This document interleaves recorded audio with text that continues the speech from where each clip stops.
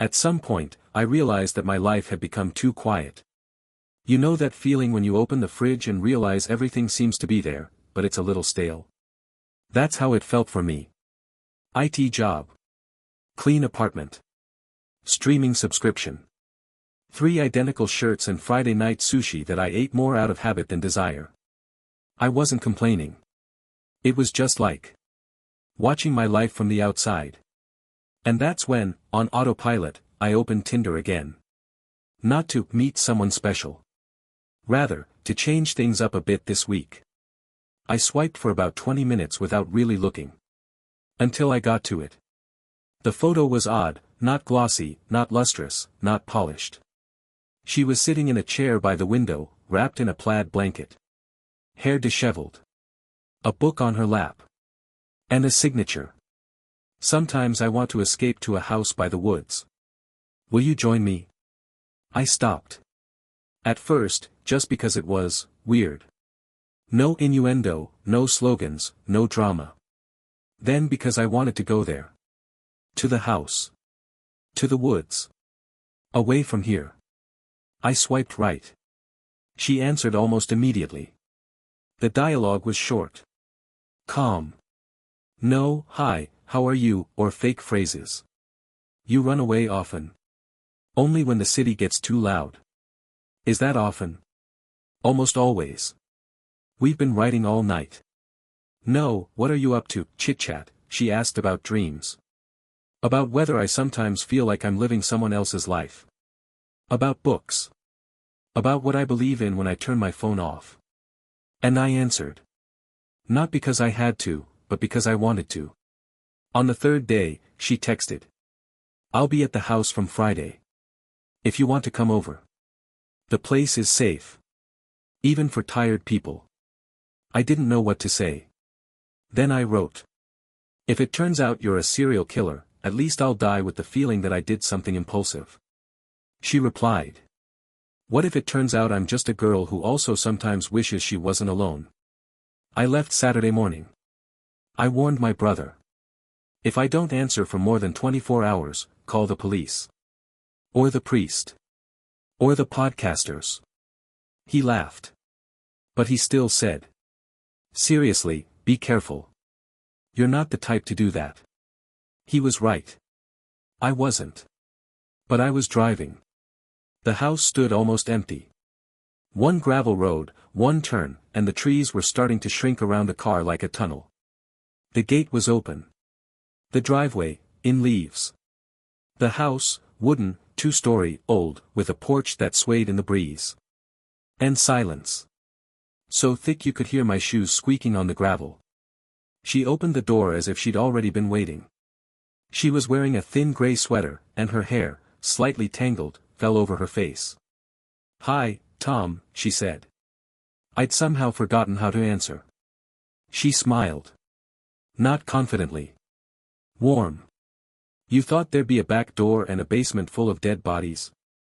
I thought someone else would be here. So did I, she replied. It was warm inside. An old record player was playing jazz. The room smelled of apples and cinnamon and a little pine. Plaids. Stacks of books. A kitchen with a kettle that boiled exactly the moment I walked in. It was like the whole house knew I was coming. Is this a rented house? I asked. Sort of. I got it, in a complicated way. I wanted to ask, but I didn't. She made dinner, stewed vegetables, crusty bread, wine. We ate by the fireplace, on the floor. On an old blanket. We talked. A lot. Slowly. Without purpose. I learned that she didn't like noise. That she had a little sister. That as a child she thought trees were sleeping giants.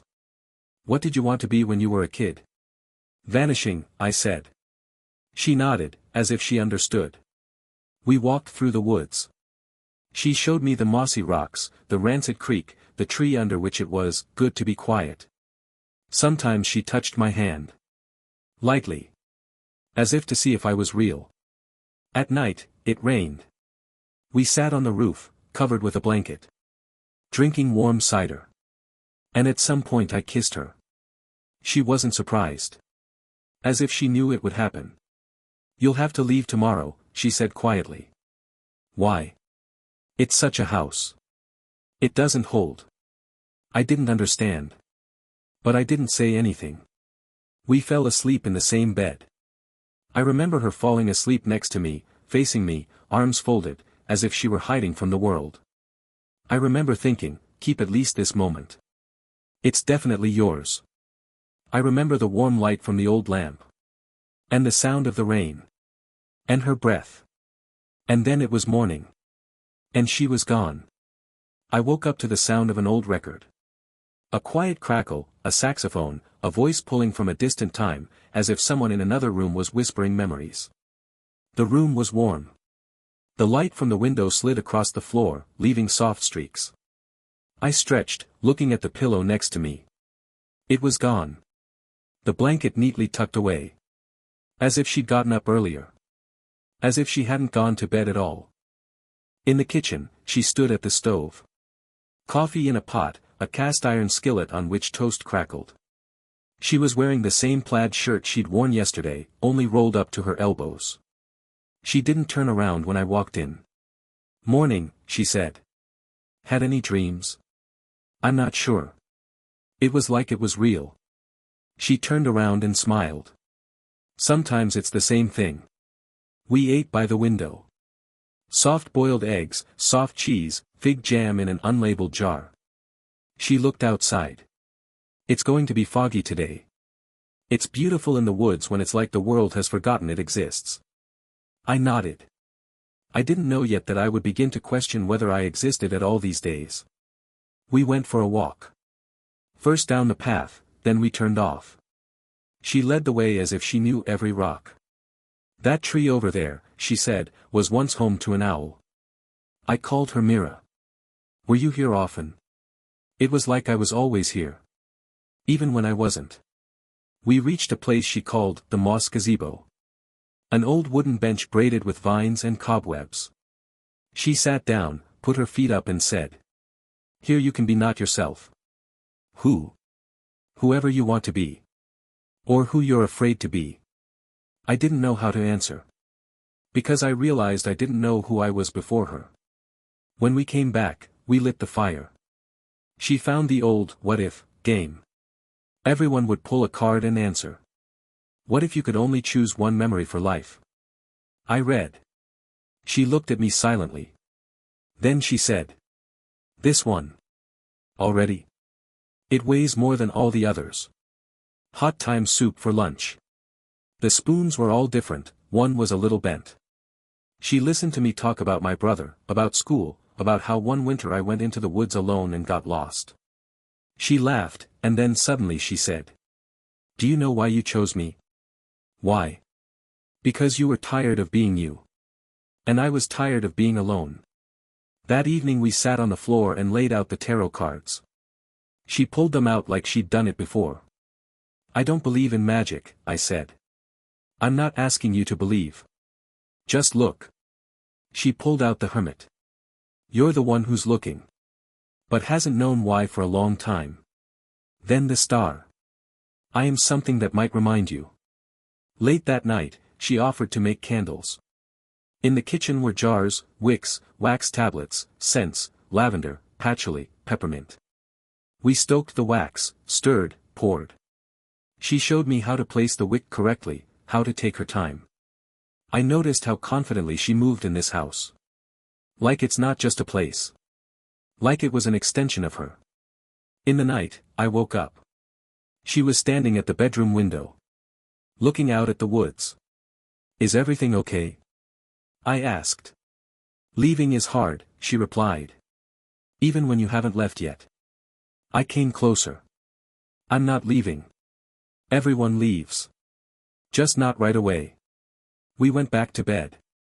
We stayed awake for a long time. She whispered. About her fears. About how sometimes she dreamed that she vanished into thin air like vapor. I listened. And I realized that somewhere deep inside, everything I knew about reality was starting to shift. Not because she seemed like a ghost. but because I was beginning to believe that this moment was the only real thing in my entire life. On the second day, we found a box of old letters. She was reading aloud. Short notes, scraps of diaries, lists of books and movies. These are all things I've written, she said. To different versions of myself. From the past. From the future. I asked. Which one am I in? She didn't answer. In the evening, a candlelit bath.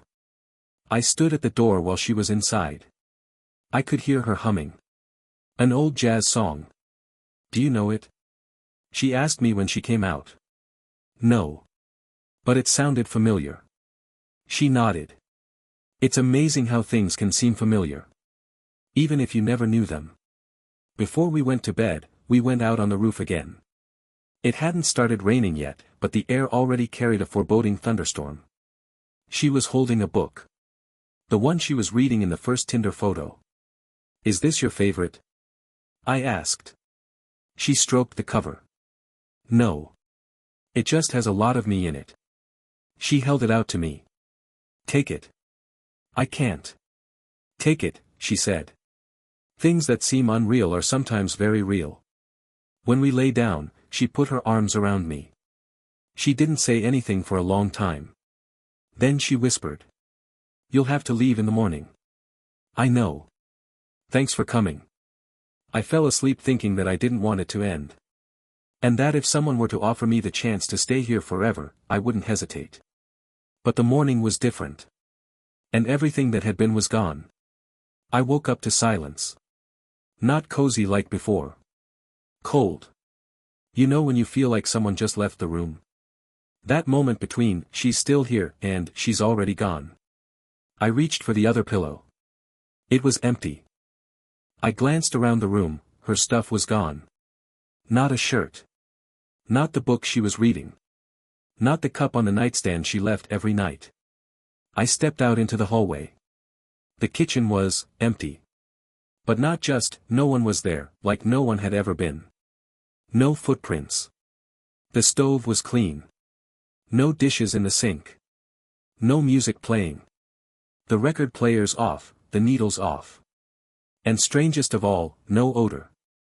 No cinnamon. No coffee. No baked apples. It was as if the air had been sterilized. I called out. No answer. I walked through the rooms. Everything looked abandoned. But not recently. Like the house had been empty for years. Dust in the corners. Broken mirror in the bathroom. Cobwebs by the window.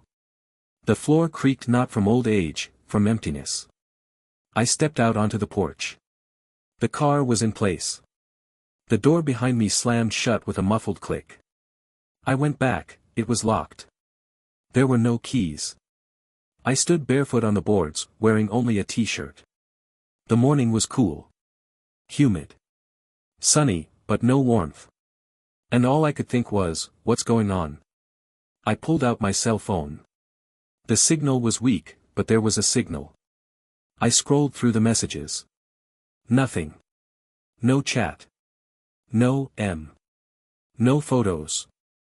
No messages. No profile. I went on Tinder, her profile is gone. Dialogue history is empty. It's like it never happened. I Google it.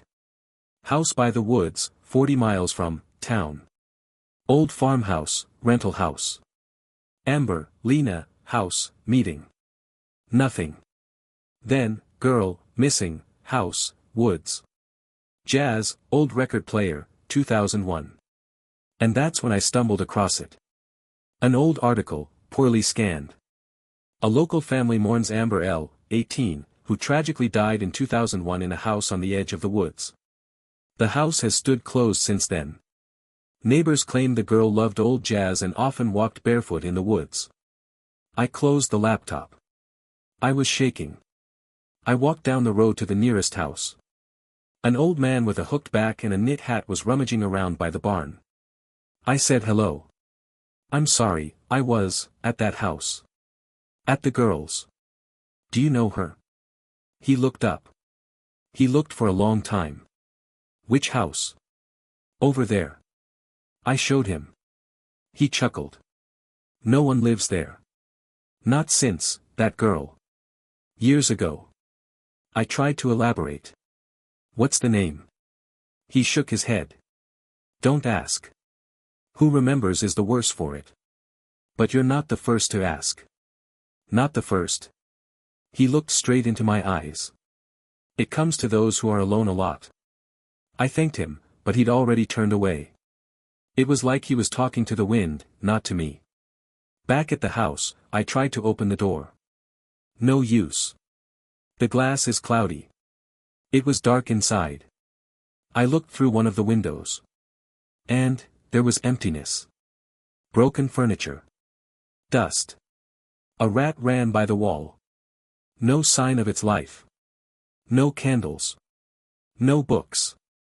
And just on the floor, a candy bar wrapper. Just like the one she gave me in the woods. I picked it up. I squeezed it in my hand. And for the first time in ages, I was really scared. I came home that evening. It didn't seem real. The room felt foreign. The bed too cold. The phone was empty. I opened the photos. They weren't there. Well, there were. But without her. The one she took when I was standing at the door. I got it. I'm standing. Alone. There's an old chair in the corner. A broken lantern. No figure of her near me.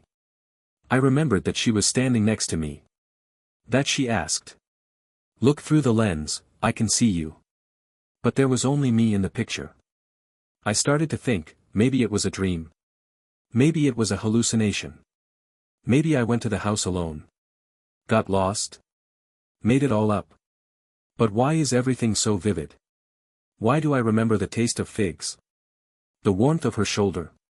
The smell of her hair. Why does it feel more real than my own home? I told my brother. He listened in silence. Then he said. Tom, you were alone. You just wanted someone to be there for you. You think I made her up? He didn't answer right away. I think, you were silent for too long. And your brain created someone to hear you. I nodded. But inside, I disagreed. I felt that it wasn't fiction. That it existed. As not a person. As a place. As an answer. That same night, I went to that house again. It stood in the dark. No light. No window. I went up on the porch. I left her book on the doorstep. The one she'd given me.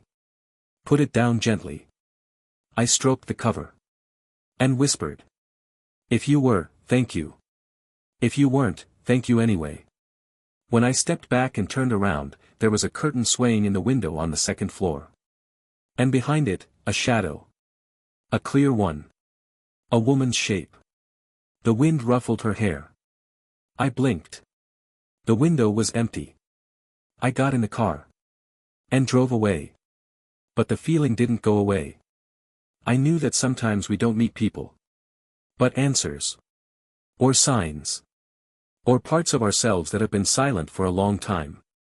Or maybe someone who comes when you're not holding on at all.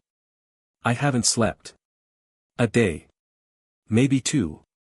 I just sat in my room, wrapped in plaid, with my phone in my hand, scrolling through everything I remembered. Every word. Every look. The sound of her laughter, light as the wind. The smell of wood in the kitchen. The line of light falling from the window in the morning when she'd spoken. You look like you woke up in someone else's dream. Alien. It was my only real dream in years. And it seemed to be slipping away. I tried to find it again. Through fragments of memories. I searched. In old online databases of vacation home rentals. In forums discussing abandoned places. On music tracks, The Woman Who Loved Jazz, Jazz Phantoms, Jazz and the House in the Woods. Nothing. Just weird blogs with urban legends that were either written for clicks or by someone like me. Someone who felt something. But couldn't prove it. I went there again. 2 days later. At dawn. In the fog. The road seemed narrower. Branches whipped at the glass, as if the forest didn't want to let me back in. But I drove on. Because everything inside was screaming, "You didn't finish. There's something left." The house looked dead. Really dead. Not, "No one's here," but, "No one's lived here in a long time." Mold on the windows. The doors half broken. One of the shutters is hanging on one hinge. The roof's sagging. The porch is covered in moss. And it's not 2 days later. More like 10 years. I walked inside. Dust hung in the air like smoke. The floor crackled under my feet. The kitchen was silent. No sign of her cooking. No cups. No candles we'd made together. I went to the very room where we'd slept. An old mattress, torn. Spiders in the corner. Mold stains on the wall. And not a single thing I could call her. Nothing. I stood in the middle of the room. And suddenly I thought, maybe I really did come here alone. Maybe something happened on the way. Maybe I hit my head. But then, how come there are so many details? I remember her fixing her hair. Calling the tree the silent giant. How she said dreams and reality were the same thing, just with different filters. How could I have come up with a person who had more truth than anyone I knew? I started going through everything. Closets. Nightstands. Old drawers. That's when I found a box. Small. Dusty. Inside, paper, old handkerchiefs, broken beads. And a photo. One. Yellowed. Creased at the edges. I froze. Because I recognized myself. I'm standing outside this very house. Next to the door. I'm wearing the same jacket. The background is exactly the same as the day she said. Look through the lens. I can see you. But I'm alone in the picture. No Lena. Amber. Amber.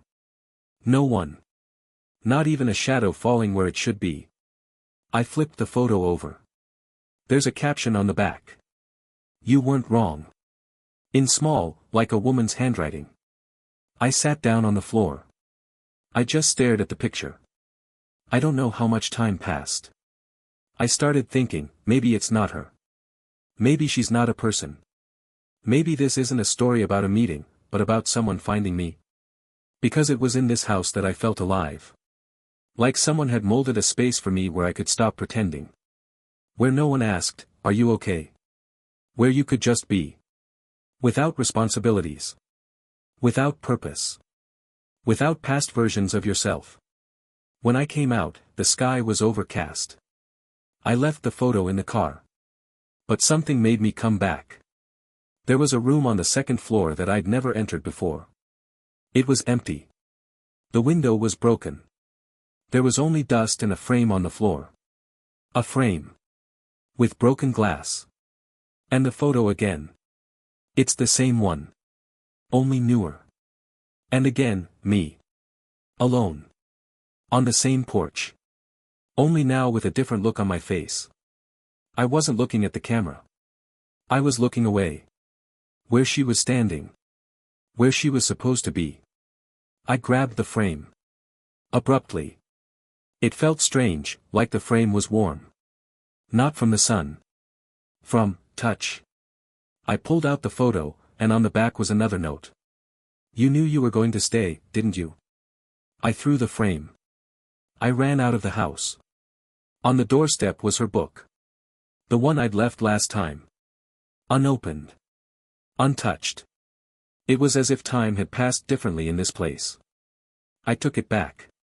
As proof. To myself. There was something. There was someone. I got home at night. And sat by the window, photo in one hand, book in the other. Trying to remember her face. But it started to fade. It was like my memory was squeezing out the details. Like the world didn't want me to keep her inside. All that was left was an emotion. A feeling, like after a bad dream. When you don't remember what you dreamed, but you know it was something important. Something you've been missing all your life. My brother wrote, "Did you go there again?" I didn't answer. What could I say? I found a picture of me in a house that shouldn't exist. Am I talking to someone who may have died before I was born? I began to wonder if I was even alive. That night I fell asleep with a book on my chest. And it wasn't a dream, it was silence. Just like in that house. The kind that's not scary inside. The kind where maybe someone is standing next to you again. Even if you can't see them. 2 weeks had passed. I was living in my apartment again. The same one where the coffee machine drizzles on the third day after cleaning. Where the walls know my routes by heart. Where no book smells like the one she gave me. And everything around me was, just like before. But as if covered by a thin veil, like the glass over a photograph that no one touches anymore. I tried to get back into a rhythm. Work. Jogging.